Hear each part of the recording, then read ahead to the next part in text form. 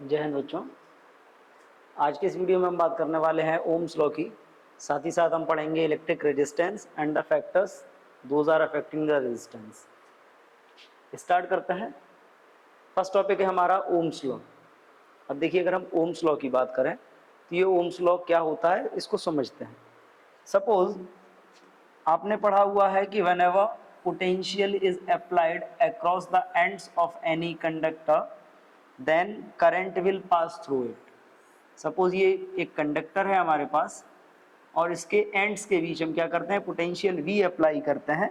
जैसे ही हम potential V apply करेंगे तो क्या होगा, इस कंडक्टर के थ्रू करंट पास होगा, I करंट पास होगा। अब अगर हम करंट और इस पोटेंशियल यानी कि वोल्टेज के रिलेशन की बात करें तो we will also know very well whenever potential is increased then current is also increases. अगर हम इस एंड्स के बीच जो पोटेंशियल लगा हुआ है इस कंडक्टर के एंड्स के बीच, अगर हम इस पोटेंशियल को इंक्रीज करेंगे तो देखिए पूरा प्रोसीजर क्या होगा कि हम पोटेंशियल को इंक्रीज करते हैं तो पोटेंशियल इंक्रीज करने पर इलेक्ट्रिक फील्ड इंक्रीज होगा, इलेक्ट्रिक फील्ड इंक्रीज होगा तो इलेक्ट्रॉन्स पे लगने वाला फोर्स इंक्रीज होगा, और इलेक्ट्रॉन्स पर लगने वाला अगर फोर्स इंक्रीज होगा दैट मीन्स फोर्स इंक्रीज होने से क्या होगा, इलेक्ट्रॉन्स की ड्रिफ्ट वेलोसिटी इंक्रीज हो जाएगी, और इलेक्ट्रॉन्स की अगर ड्रिफ्ट वेलोसिटी इंक्रीज हो जाएगी तो क्या होगा, करंट इंक्रीज हो जाएगा। तो एक सिंपल सा रिलेशन निकल के आता है, whenever the potential applied between the ends of conductor increases then the current passing through this conductor is also increases. और इसी ऑब्जर्वेशन के बेस पे एक साइंटिस्ट थे sir George Simon Ohm. George Simon Ohm ने एक लॉ ड्राइव किया, that law is called Ohm's law. और अगर हम ओम्स लॉ की बात करें तो ओम्स लॉ की जो बेसिक कंडीशन थी वो ये थी कि at constant temperature, according to the Ohm's law, at constant temperature the potential applied between the ends of any conductor is directly proportional to the amount of current passing through it। अगर हम किसी conductor के temperature को constant consider कर लें then according to the Ohm's law at that constant temperature the current passing through the conductor is directly proportional to the amount of potential that is applied between its ends। अगर हम इस proportionality sign को यहाँ से remove करते हैं तो यहाँ से अगर हम प्रोपोर्शनलिटी साइन को रिमूव करेंगे तो ये I इधर आ जाएगा और क्या मिलने वाला है हमको, V upon I is also equal constant. This is our Ohm's law. तो सिंपली अगर हम बात करें, at constant temperature the current passing through any conductor is directly proportional to the amount of potential that is applied between the ends of any conductor. हम उसी equation को mathematically solve करते हैं, then we will get V upon I is equal constant। In other words, we can also say at constant temperature the ratio of potential applied between the ends of conductor and current passing through it is always constant। यही जो equation है इसी equation को बोला जाता है Ohm's law. Clear? ये तो हमने थ्योरेटिकली समझ लिया कि जब हम पोटेंशियल अप्लाई करेंगे तो पोटेंशियल अप्लाई करने से क्या होगा, इलेक्ट्रिक फील्ड, पोटेंशियल इंक्रीज होगा तो इलेक्ट्रिक फील्ड इंक्रीज होगा, फोर्स इंक्रीज होगा, ड्रिफ्ट वेलोसिटी इंक्रीज होगी, करंट इंक्रीज हो जाएगा। बट अगर हम बात करें तो ये जो ओम्स लॉ है हम इसको इलेक्ट्रॉन मॉडल को यूज करके प्रूव भी कर सकते हैं। और ये टॉपिक आता भी है कई बार एग्जाम्स में कि show that the V upon I is equal constant bye using electron theory of conduction. Conduction की जो इलेक्ट्रॉन थ्योरी है उस इलेक्ट्रॉन थ्योरी को यूज करके हम क्या कर सकते हैं, इसको प्रूव भी कर सकते हैं। चलिए हम ओम्स लॉ को प्रूव करते हैं by using electron theory of conduction. अब अगर हम इलेक्ट्रॉन थ्योरी की बात करें, let we consider a conductor that is of length L and area of cross section of this conductor is A। Clear? Whenever a potential difference, suppose a potential difference V is applied between its ends and on applying the potential difference current I will pass through it। Clear? And during this process suppose the electron will move from one end to another end of conductor by drift velocity Vd and the density of electron per meter cube of conductor is n। Simply हमने सारे वही fact consider किए हुए हैं जो हमने previous relations में consider किए थे, जो हमने करंट और ड्रिफ्ट वेलोसिटी का रिलेशन फाइंड किया था। कंडक्टर की लेंथ L है, क्रॉस सेक्शनल एरिया A है, ड्रिफ्ट वेलोसिटी ऑफ इलेक्ट्रॉन या drift speed of electron is Vd and the number of free electron per meter cube of the conductor is n.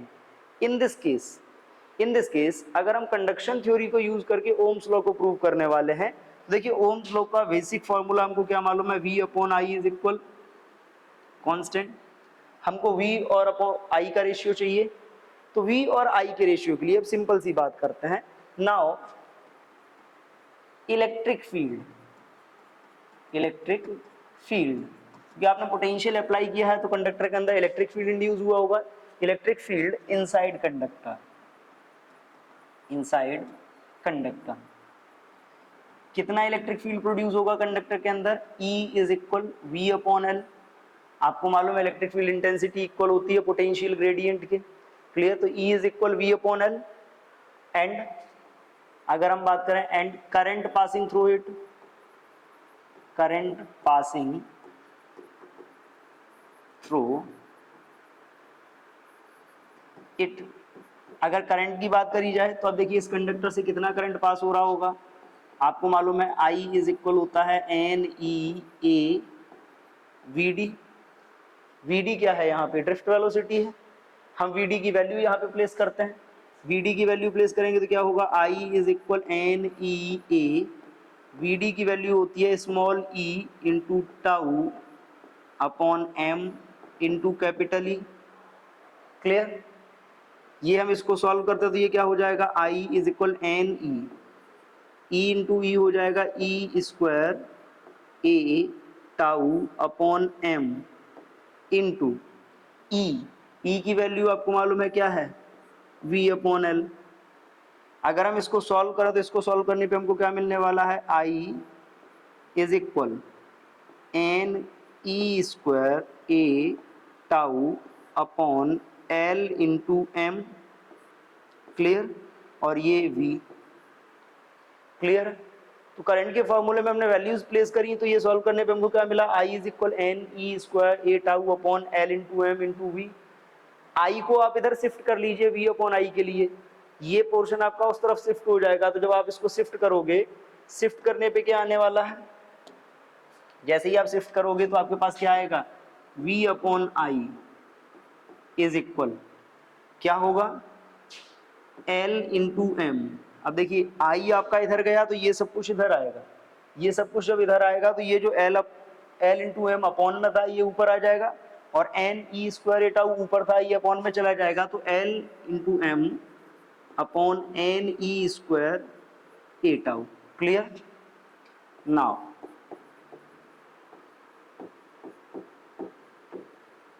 ठीक है, अब इसमें देखिए L into M upon NE square A tau, ये condition अगर हम किसकी ले रहे हैं, एट कांस्टेंट टेम्परेचर। किस पे बात कर रहे हैं, एट कांस्टेंट टेम्परेचर। तो अगर कांस्टेंट टेम्परेचर पे बात करी जाए तो अब इस पूरे इक्वेशन में देखिए L क्या है, लेंथ ऑफ कंडक्टर, वो अनचेंज रहेगी, M मास ऑफ इलेक्ट्रॉन वो भी अनचेंज रहेगा, N number of free electron per metre cube of the conductor, अगर टेम्परेचर नहीं बदल रहा है तो वो भी कांस्टेंट है, E चार्ज ऑफ इलेक्ट्रॉन वो भी कांस्टेंट है, A area of cross section वो भी कांस्टेंट है, और टाउ रिलैक्सेशन टाइम, और हमको मालूम है रिलैक्सेशन टाइम जो होता है कंडक्टर का वो टेम्परेचर पे डिपेंड करता है। तो अगर टेम्परेचर कांस्टेंट है इन दैट सिचुएशन ये जो टाउ होगा टाउ भी कैसा रहेगा, टाउ भी कांस्टेंट रहेगा, क्लियर। अब जब ये टाउ कांस्टेंट हो गया दैट मींस ये पूरा का पूरा सेक्शन जो आपका निकल के आ रहा है ये कैसा निकल के आ रहा है, कांस्टेंट। अब L into M upon N E square A tau, अगर ये कांस्टेंट आ गया तो इसकी वैल्यू क्या है, V अपॉन आई है। तो अगर इसकी वैल्यू V अपॉन आई है तो जब ये कांस्टेंट हो गया सो हम ये भी लिख सकते हैं V upon I is equal constant. तो बहुत सिंपल है, by using electron theory we can also prove Ohm's law, that means V upon I is equal constant. Simply the ratio of potential difference applied between the ends of conductor and the amount of current passing through it is always constant। और हम कैसे solve कर सकते हैं ये हमने बड़ी आसानी से समझ लिया। हमने एक कंडक्टर कंसीडर किया जिसकी length L, cross section area A था, electron density is small n, potential V apply किया, करंट I पास हुआ। तो हम स्टार्ट करते हैं कि जब पोटेंशियल अप्लाई करेंगे तो इसके अंदर क्या प्रोड्यूस हो रहा होगा, इलेक्ट्रिक फील्ड। उसी इलेक्ट्रिक फील्ड की इक्वेशन से हम सॉल्व करना स्टार्ट करते हैं। तो इलेक्ट्रिक फील्ड और पोटेंशियल का रिलेशन मिलता है, then we will use the equation of current with drift velocity use करते हैं, हमारा आ जाता है V upon I is equal L into M upon N E square A tau. Clear. Now इस तरीके से हम क्या कर सकते हैं, इसको प्रूव कर सकते हैं। क्लियर है। अब देख लीजिए ओम्स लॉ में हमको ये तो मालूम पड़ गया कि ये जो V अपॉन I है, ratio of potential difference applied between the ends of conductor and the amount of current passing through it is always constant. But बाद में यही जो कांस्टेंट था V अपॉन I, जिसको हम कांस्टेंट बोल रहे थे, इसी कांस्टेंट को नेम दे दिएगा, that is called the resistance. इसी कांस्टेंट को बाद में क्या कहा गया, रेजिस्टेंस ऑफ कंडक्टर। तो नेक्स्ट टॉपिक पे मूव करते हैं। नेक्स्ट टॉपिक हमारा वही है रेजिस्टेंस एंड रजिस्टर। आप समझिए ये रेजिस्टेंस क्या है और ये रजिस्टर्स क्या होते हैं। सिंपली सपोज हमारे पास एक कंडक्टर है, क्लियर, ये कंडक्टर है। जब इस कंडक्टर के एंड्स के बीच आप पोटेंशियल अप्लाई करते हो, तो पोटेंशियल अप्लाई करने पे क्या होता है, on applying the potential free electrons will move from one end of the conductor to another end and current will pass through the conductor. Electron move करते हैं और करंट पास होने लगता है। लेकिन अगर हम इस कंडक्शन मॉडल को देखें तो we know inside the conductor there is some ions, positively charge ions also. ये फ्री इलेक्ट्रॉन क्या थे, ये अपने एटम से निकल के बाहर आए थे। जब ये इलेक्ट्रॉन अपने एटम से निकल के बाहर आए होंगे तो वो एटम किस में बदला होगा, आयन में। और वो आयन कहाँ होगा, वो आयन होगा तो इसी एटम के अंदर। ऐसा तो नहीं है कि स्पेस छोड़ गया होगा, यहाँ का रहेगा तो इसी एटम के अंदर। और जब वो इसी एटम के अंदर रहेगा तो when electron will move from one end to another end then they will collide with them. तो जो इलेक्ट्रॉन्स होते हैं जब ये मूव करेंगे तो यही इलेक्ट्रॉन्स क्या होंगे, पॉजिटिव आयंस से या एक दूसरे से भी क्या करते हैं, कोलाइड करते हैं। Due to that collision a opposition, an opposition is developed in the motion of free electron or an opposition is developed in the flow of charge. That opposition is called resistance. Simply अगर आपसे पूछा जाता है कि what is resistance, तो simply opposition offered by the conductor, opposition to the flow of current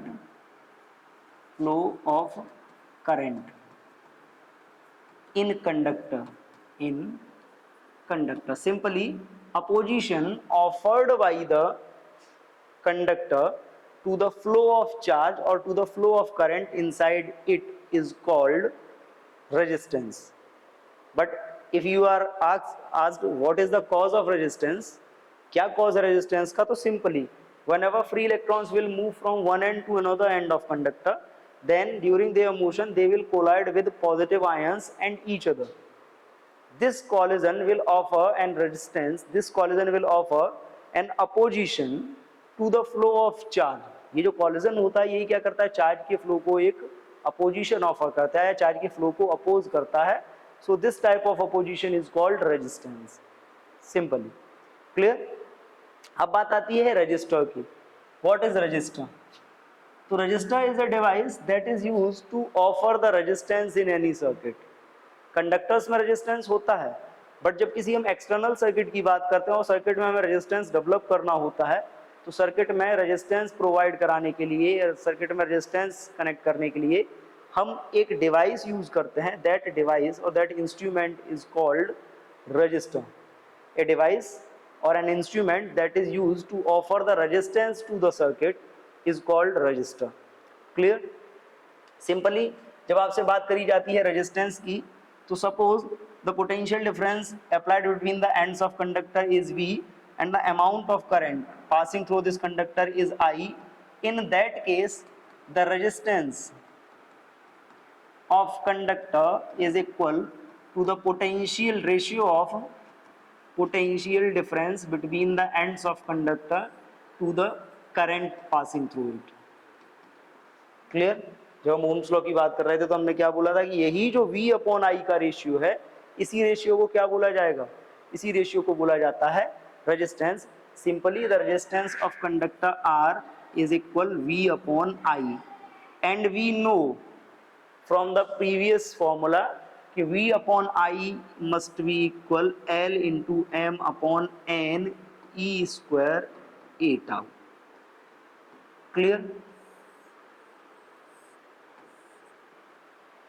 तो simply जब आपसे पूछा जाता है कि what is resistance, simply resistance is the cause और resistance is the opposition offered by the conductor to the flow of charge और to the flow of current through it. Clear? Current flow होता है तो conductor उसको oppose करता है, तो जो अपोजिंग फैक्टर होता है that is called resistance. Formula होता है resistance of the conductor is equal potential difference upon current V upon I.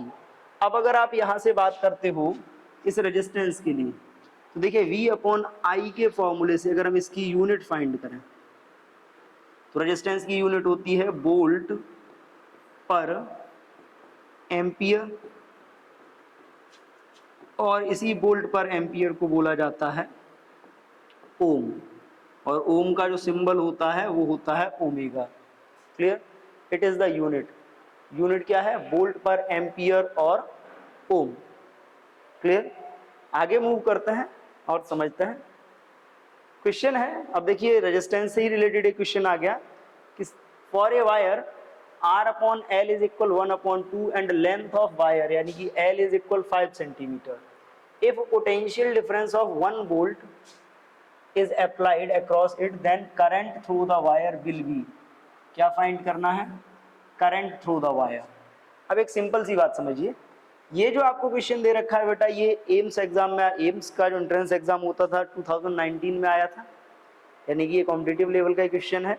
बहुत इजी तरीके से हम इसको सॉल्व कर सकते हैं. सिंपली आपको गिवन है R upon L is equal 1/2. Clear? और साथ ही साथ आपको दिया है L is equal 5 centimetre. L 5 centimetre दिया है, दैट मीन्स क्या है? 5 into 10 to the power -2 metre. ठीक, अगर हम यहीं से अप्लाई कर लें देन अगर आप L की वैल्यू इसमें अप्लाई कर लेते हो तो ये क्या आएगा? R इज इक्वल क्या आएगा? L को आप इधर ले जाओगे, R upon L is equal क्या होता है? 1/2.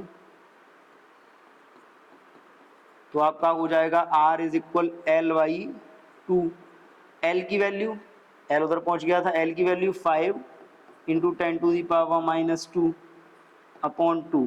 सिंपली आपका R आया 2.5 into 10 to the power -2 Om.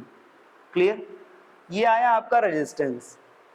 But हमको रेजिस्टेंस फाइंड नहीं करना है, we have to find the current passing through the conductor. Now अगर हम करंट की बात करते हैं तो बेटा देखो करंट का फॉर्मूला क्या होता है? I is equal V upon R. क्योंकि आपने फॉर्मूला पढ़ा है R is equal V upon I, तो R is equal V upon I से क्या होगा? I is equal V upon R. V I, V कितना हमने पोटेंशियल अप्लाई किया है? 1 वोल्ट का. R कितना? 2.5 इंटू 10 टू दी पावर -2. बेटा 10 टू दी पावर -2 ऊपर जाएगा तो क्या हो जाएगा? 10 to the power 2 upon 2.5. That means 100 upon 2.5, और 100 में 2.5 का आप डिवाइड करोगे कितना आएगा? 40 एम्पियर. क्लियर? कौन सा आंसर करेक्ट है in this situation? The answer A is correct for this. Simply R/L का रेशियो दिया है, L की आप वैल्यू प्लेस करके R फाइंड कर लेते हो, then by using the formula of resistance you can calculate the current. R आया हमारा 2.5 into 10 to the power -2. Resistance का फॉर्मूला अप्लाई किया तो I is equal V upon R. Calculate कर लिया. तो इजी क्वेश्चन है. मूव करते हैं नेक्स्ट पे. Next is the VI graph for a conductor makes angle 40 degree with axis with V axis. Here V denotes voltage and I denotes current. The resistance of the conductor will be. देखिए VI graph दिया है, VI graph, ये आपका VI. देखिए जब भी voltage और current के बीच ग्राफ की आप बात करते हैं तो वोल्टेज जो हमेशा होता है वो वाई एक्सिस पे लिया जाता है, करंट हमेशा एक्स एक्सिस पे। और बोला ये गया है कि it makes angle 40 degree with we axis, ये यहां से 40 डिग्री एंगल बनाता है। क्लियर? यहां से 40 डिग्री एंगल बनाता है। तो अगर 40 डिग्री एंगल की बात कर रहे हो तो आपको मालूम है कि जब आप रेजिस्टेंस की बात करते हो R इज इक्वल होता है V upon I, that means R is equal V upon I, that means ये होगा आपका tan थीटा। क्लियर? कितना होगा? tan theta. अब ये थीटा क्या होगा? जब आप ग्राफ के लिए दोनों एक्सिस के रेशियो की बात करते हो तो इसी को बोला जाता है क्या? Slope of graph. Clear? Slope के लिए जो आपका एंगल होता है वो एंगल जो आप मीजर करते हो वो एंगल मीजर होता है हमेशा एक्स एक्सिस के साथ, ये आएगा आपका थीटा, ये आएगा आपका थीटा। तो अगर आप इस थीटा की बात करते हो तो अब यहाँ पे आप समझ लीजिए, इसको आप जब फाइंड करोगे तो R इज इक्वल क्या होगा? tan थीटा था, tan थीटा मीन्स tan, ये आप बात कर रहे हो तो ये हो जाएगा आपका 90 माइनस 40, या थीटा की डायरेक्ट हम वैल्यू ही निकाल लेते हैं।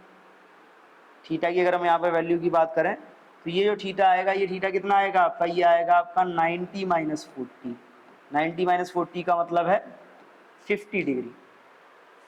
कितना आने वाला है? 50 डिग्री। तो अगर हम इस ग्राफ से बात करें तो ये हमको चाहिए R is equal V upon I, that is equal slope of graph. ठीक, अगर हम इस ग्राफ से बात करते हैं तो देखो ग्राफ में हमको क्या मिला है? ग्राफ में अगर हम बात करते हैं from graph, from graph, clear? Graph से अगर आप बात करते हो तो इस ग्राफ से अगर आप आई अपॉन वी, अगर आप इसको इस तरीके से डॉटेड से ज्वाइन कर लो तो ये आपका आई कंसीडर किया जा सकता है, ये आपका वी। अगर आप इस ग्राफ से बात करते हो, इस ग्राफ के लिए फॉर्मूला क्या होगा? इस ग्राफ से जो आपका निकल के आएगा वो आएगा tan theta is equal I upon V, या थीटा तो हमने यहाँ पे नहीं लिया है, यहाँ पे जो आपका दिया है tan 40 degree is equal I upon V. इसके दो मेथड हैं, हम दूसरे मेथड की भी बात करेंगे कि ये कैसे सॉल्व होगा। tan 40 इस ग्राफ से देखते हैं तो ये 40 है, tan 40 is equal I upon V, हमको v अपॉन आई चाहिए था, so r is equal v upon I, और v अपॉन आई का मतलब है 1 अपॉन tan 40, और 1 अपॉन tan 40 का मतलब है इसका जो आंसर आएगा वो आएगा आपका cot 40 डिग्री। कितना आएगा? cot 40 degree. हम इसको दूसरे मेथड से भी सॉल्व कर सकते थे। दूसरा मेथड क्या हो सकता था? हमने यहीं पे बात की थी, हम यहीं पे कर लेते v upon I is equal tan theta, tan theta का मतलब v upon I is equal tan theta, ये है, इसको हमने क्या लिखा है? 90 माइनस 40। तो tan 90 minus theta is equal क्या होता है? cot theta. तो tan 90 माइनस 40 था, तो इस हिसाब से भी ये v अपॉन आई हमारा कितना आता है? ये भी आता हमारा cot 40।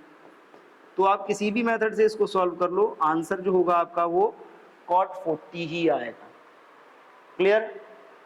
और जब हम रेजिस्टेंस की बात कर रहे हैं तो V और I के स्लोप की बात की गई है, ग्राफ की बात की गई है। तो ग्राफ के बेस पे एक बात समझ लीजिए, आपके पास दो टाइप के कंडक्टर आपको आगे पढ़ने को मिलेंगे, एक होंगे ओमिक और एक होंगे नॉन ओमिक। ओमिक कंडक्टर्स वो होंगे जो एक्चुअली में ओम्स लॉ को फॉलो करेंगे, यानी कि V अपॉन आई का जो रेशियो रहेगा वो कांस्टेंट रहेगा, जो ग्राफ लाइन होगी वो एकदम स्ट्रेट होगी। और नॉन ओमिक कंडक्टर्स वो होंगे जो V और ओम्स लॉ को फॉलो नहीं करेंगे, दैट मीन्स V और I के बीच जो ग्राफ लाइन बनेगी वो स्ट्रेट लाइन नहीं मिलेगी। क्लियर? आगे चलते हैं। नेक्स्ट टॉपिक है आपका factors affecting resistance. Factors affecting resistance. अब एक बहुत सिंपल सी बात समझिए, हमने रेजिस्टेंस की बात की, रेजिस्टेंस की हमने जब बात करी तो हमने क्या पढ़ा? R is equal V upon आई, ठीक है। और अगर हम यही ओम्स लॉ से बात करें, इसको ओम्स लॉ से कंपेयर कर लें, तो यही जो V अपॉन आई था, यही V अपॉन आई आपका क्या निकल के आएगा? R is equal L into M upon N E square A tau. Clear? अब इस एक्सप्रेशन में देखिए, इस एक्सप्रेशन में अगर हम बात करें तो m क्या है, m मास ऑफ इलेक्ट्रॉन है यहाँ पे, और E क्या है, it is charge of electron. ठीक है, और ये दोनों टर्म कैसे हैं, ये दोनों टर्म हैं आपके कांस्टेंट। क्लियर? तो अगर हम इस इक्वेशन में से m और E इन दोनों कांस्टेंट टर्म्स को रिलीज कर दें, दोनों कांस्टेंट टर्म्स को अगर हटा देते हैं तो यहां से हमको रिलेशन मिलता है R is directly proportional to L upon n A tau. Clear? Simply Ohm's law से जो हमको मिला m और E, these are always constant for any type of conductor at any situation। कोई भी टेम्परेचर हो, कोई सा भी कंडक्टर हो, m मास ऑफ इलेक्ट्रॉन और E चार्ज ऑफ इलेक्ट्रॉन, ये दोनों हमेशा कांस्टेंट रहने वाले हैं। तो इनको अगर हम हटा लेते हैं तो प्रोपोर्शनलिटी साइन आ जाएगा। अब यहां से देखिए, अब इसी प्रोपोर्शनलिटी साइन के बेस पे, इसी प्रोपोर्शनलिटी साइन के बेस पे हमको 4 फैक्टर मिलते हैं जिनसे रेजिस्टेंस चेंज हो सकता है। पहला फैक्टर हमको क्या मिला, R is directly proportional to L। Clear? दूसरे फैक्टर की अगर हम बात करते हैं तो दूसरा फैक्टर हमको मिल रहा है R is inversely proportional to A। Third हमको क्या मिल रहा है, R is inversely proportional to N। और फोर्थ हमको मिल रहा है R is inversely proportional to tau. These are 4 factors which can affect the resistance of any conductor। अब अगर हम बात करें तो यहां पर देख लीजिए, R is directly proportional to L। अब इसको जरा लॉजिकल समझिए। मान लीजिए ये कंडक्टर है, इस कंडक्टर में जब आप पोटेंशियल अप्लाई करते हो तो करंट फ्लो होता है, और करंट फ्लो के लिए जो अपोजिशन होता है उसी अपोजिशन को हम रेजिस्टेंस बोलते हैं। हमने ये भी पढ़ा कि ये अपोजिशन आया क्यों, अपोजिशन के आने का हमने रीजन भी बताया कि during the flow of current electron will collide with positive ions और each other, these collision will offer a resistance और opposition to the flow of charge. तो सिंपली जो कॉलिजन हो रहा है उसी के कारण रेजिस्टेंस डेवलप हो रहा है। अब एक लॉजिकल वे में समझा जाए कि इस कंडक्टर की लेंथ को अगर हम इंक्रीज करते जाएंगे तो क्या होगा कि इलेक्ट्रॉन एक एंड से दूसरे एंड तक जाने के लिए ज्यादा डिस्टेंस ट्रेवल करेंगे, और जितनी ज्यादा डिस्टेंस ट्रेवल करेंगे, जब डिस्टेंस ज्यादा ट्रेवल करनी पड़ेगी तो क्या होगा, चांस ऑफ कॉलिजन इंक्रीज हो जाएगा, नंबर ऑफ कॉलिजन क्या होगा, इंक्रीज हो जाएगा, जिसके कारण रेजिस्टेंस भी इंक्रीज हो जाएगा। क्लियर? सेकंड है एरिया ऑफ क्रॉस सेक्शन। क्या है, ये लेंथ के लिए था, और ए क्या है, एरिया ऑफ क्रॉस सेक्शन। अब देखिए एरिया ऑफ क्रॉस सेक्शन की बात करते हैं। Suppose you have any conductor, और कंडक्टर में करंट फ्लो हो रहा है, and during that flow of current number of collision will denote the resistance. Clear? And suppose you will increase the thickness, you will increase the thickness, or we can say you will increase the area of cross section of conductor, area of cross section of conductor। तो area of cross section आप increase कर दोगे तो क्या होगा कि area of cross section increase कर देने पे जो नंबर ऑफ कॉलिजन है वो, देखिए एरिया ऑफ क्रॉस सेक्शन बढ़ेगा, थिकनेस बढ़ जाएगी, तो क्या होगा, इलेक्ट्रॉन्स हैं वो दूर दूर हो जाएंगे, और जब इलेक्ट्रॉन्स दूर दूर हो जाएंगे तो क्या होगा, जो कॉलिजन के चांस हैं वो मिनिमाइज हो जाएंगे, कम हो जाएंगे, क्योंकि जब वो क्लोज बहुत डेंस वे में मूव करेंगे तो कॉलिजन ज़्यादा होगा, और जब वो दूर दूर होकर मूव करेंगे तो क्या होगा, कॉलिजन कम होगा। और इस टाइप से जब वो एरिया बढ़ेगा तो नंबर ऑफ कॉलिजन के चांस कम हो जाएंगे। कॉलिजन कम होने का मतलब क्या है कि रेजिस्टेंस भी कम हो जाएगा। दैट मीन्स एरिया इंक्रीज करने पे रेजिस्टेंस कम हुआ, तो हम इसको बोल सकते हैं इनवर्सली प्रोपोर्शनल रेशियो। क्या बोल सकते हैं हम इसको, inversely proportional ratio. Clear? Third है आपका नंबर डेंसिटी। नंबर डेंसिटी के भी इनवर्सली प्रोपोर्शनल होता है। जिस कंडक्टर में जितने ज्यादा फ्री इलेक्ट्रॉन होंगे, जितने ज्यादा फ्री इलेक्ट्रॉन होंगे उसका रेजिस्टेंस उतना कम होगा, नंबर डेंसिटी के इनवर्सली प्रोपोर्शनल होता है। And the fourth is relaxation time. Relaxation time का मतलब क्या है कि टाइम बिटवीन टू कॉलिजन। तो अगर किसी कंडक्टर में इलेक्ट्रॉन जल्दी जल्दी टकराएंगे, जल्दी जल्दी टकराने का मतलब क्या है, रिलैक्सेशन टाइम कम होगा, जल्दी जल्दी टकराएंगे दैट मीन्स रेजिस्टेंस वैसे ही ज़्यादा हो जाएगा। तो रिलैक्सेशन टाइम के ये इन्वर्सली प्रोपोर्शनल होता है, ये लेंथ, ये एरिया ऑफ क्रॉस सेक्शन। और अगर बात करी जाए तो यहाँ पर देख लीजिए, ये जो एन होता है आपका, एन डिपेंड करता है नेचर ऑफ मटेरियल पे, नेचर ऑफ मटेरियल, क्लियर। और साथ ही साथ ये डिपेंड करता है किस पे, टेम्परेचर पे। तो किसी भी आप मटेरियल की रेजिस्टेंस के लिए जब आप बात करते हो तो एन यानी कि number of free electron, nature of material और टेम्परेचर दोनों पे डिपेंड करता है, क्लियर। और जब हम टाउ की बात करते हैं तो ये जो टाउ है आपका, किसी भी कंडक्टर के लिए या किसी भी इंसुलेटर के लिए या सेमीकंडक्टर जो भी मटेरियल हो, टाउ आपका डिपेंड करता है टेम्परेचर पे। तो इस टाइप से आपके 4 फैक्टर्स बनते हैं which can affect the resistance of any conductor. Number 1 is length, and resistance is directly proportional to the length. Number 2 is area of cross section, and resistance is inversely proportional to it. Number 3 is the nature of material, and number 4 is the temperature. Clear?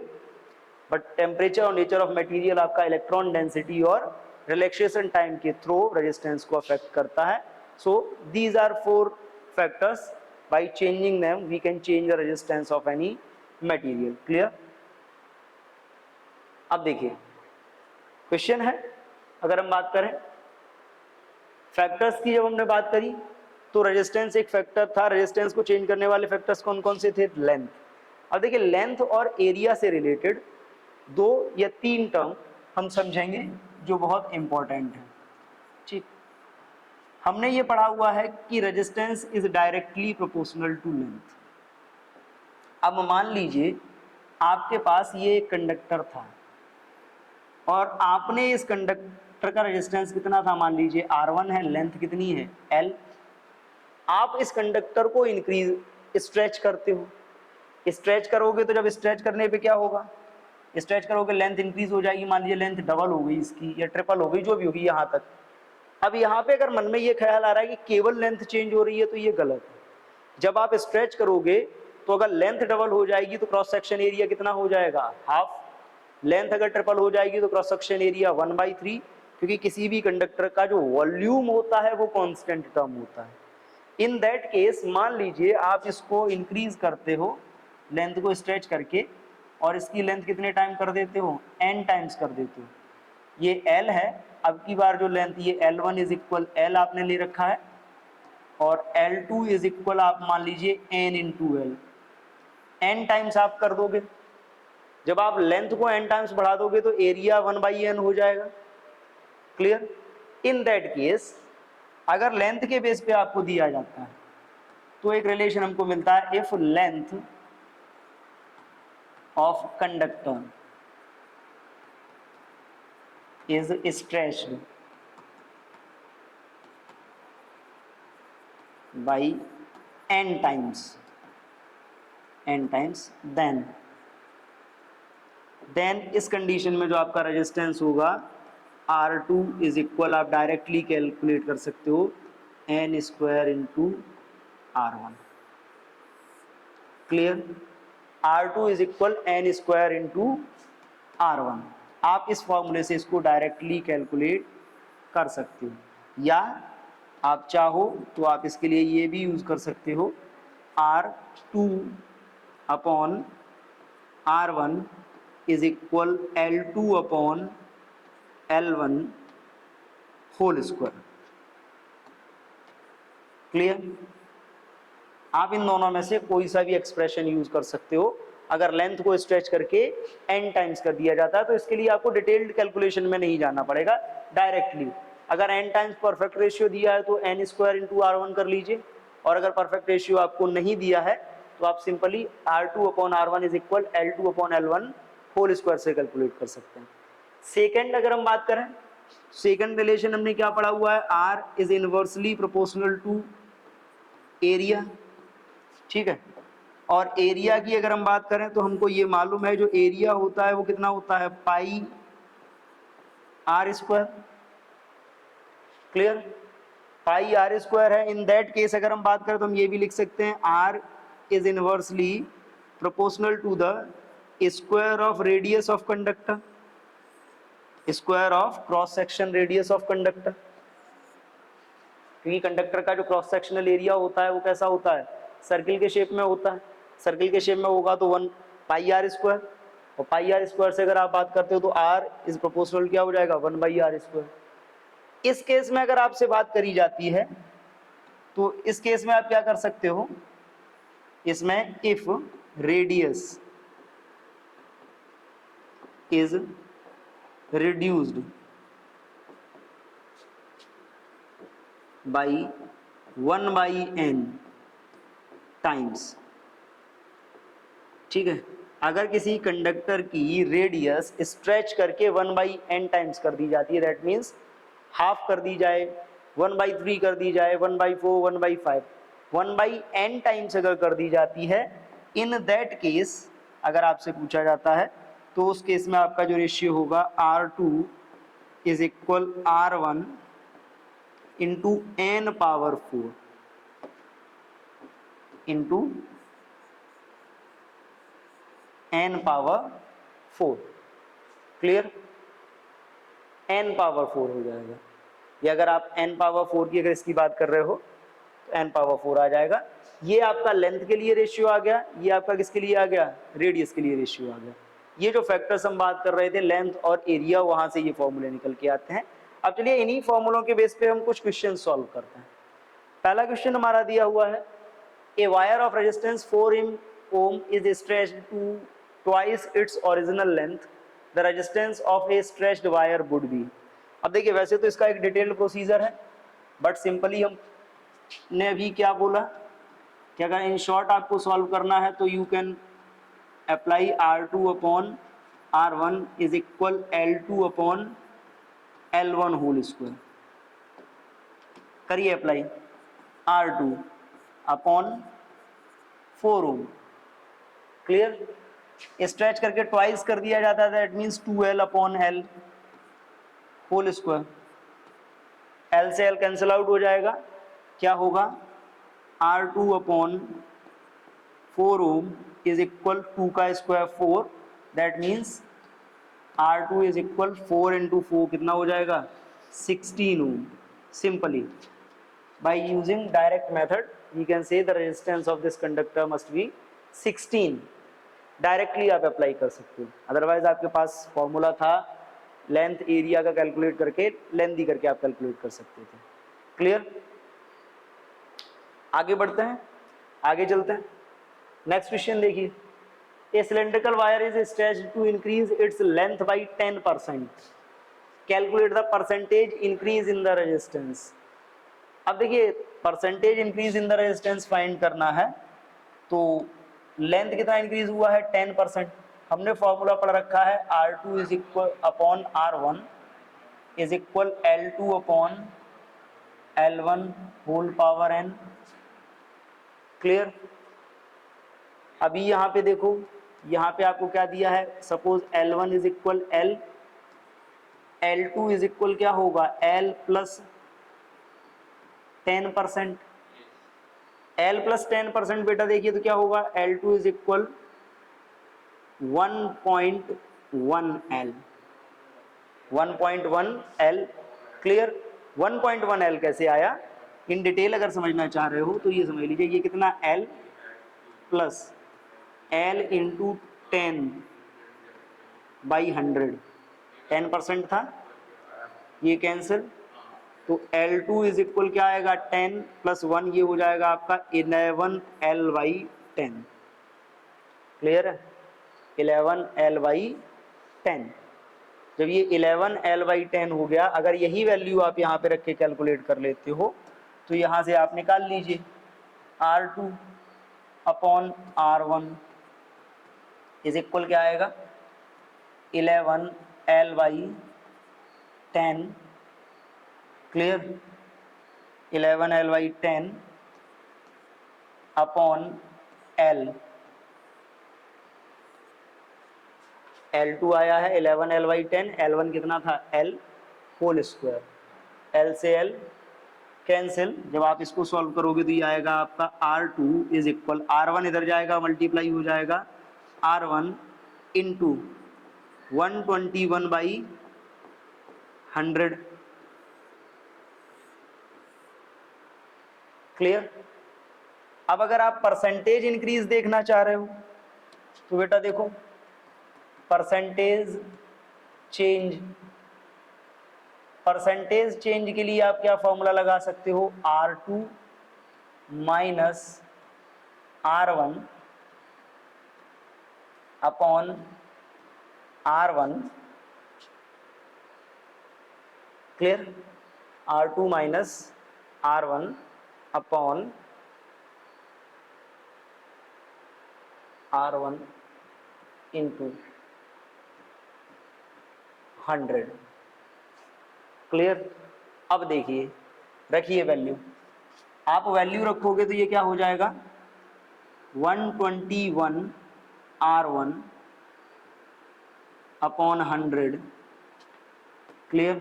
ये R2 की value आ गई, minus R1 upon R1 multiplied by 100। ये percentage change आ रहा है, percentage delta R। Clear. इसको आप solve करोगे तो इसको सॉल्व करने पे ये क्या आएगा, R1 तो कॉमन आ जाएगा, ये आपका रह जाएगा R1 इन ब्रैकेट आपका रहेगा 121 माइनस 100 LCM आया था अपॉन 100, ये अपॉन में आ जाएगा इंटू R1 इंटू 100।